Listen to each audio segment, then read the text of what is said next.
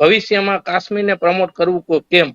કેમ કે કલમ 370 હટ્યા પછી બધા ટુરિઝમ ઇન્ડસ્ટ્રીએ બહુ મોટા પ્રમાણમાં કાશ્મીરને પ્રમોટ કર્યું હતું અને ત્યાંના લોકો પણ ખુશ હતા કે આટલું ટુરિઝમ આવી રહ્યું છે.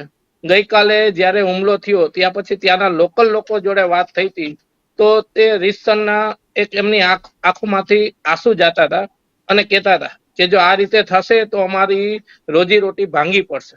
અને તે લોકો લોકલ લોકો જે આ ઘટના સાથે સંકળાયેલા નથી તે પણ ત્યાં કેન્ડલ લઈ અને રોડ ઉપર ઉતરેલા હતા કે પ્લીઝ અમને અમારું કાશ્મીર જેવું છે તેવું રહેવા દો.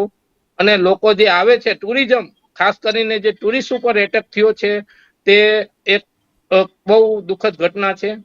એટલે હવે 100% આમાં પ્રવાસીઓ એક વખત કાશ્મીર જતા એમને ડર લાગશે અને બધા જે લોકો કાશ્મીરનું બુકિંગ કરે છે ટુરિઝમ ઇન્ડસ્ટ્રીમાં જે ટ્રાવેલ એજન્ટો એમને પણ આજે ઘણા 50% લોકોને કાશ્મીર ભલે કેન્સલેશન ચાર્જ લાગે પણ કાશ્મીર નથી જવું આવું એક મક્કમ એને નિરાધાર કરેલ છે.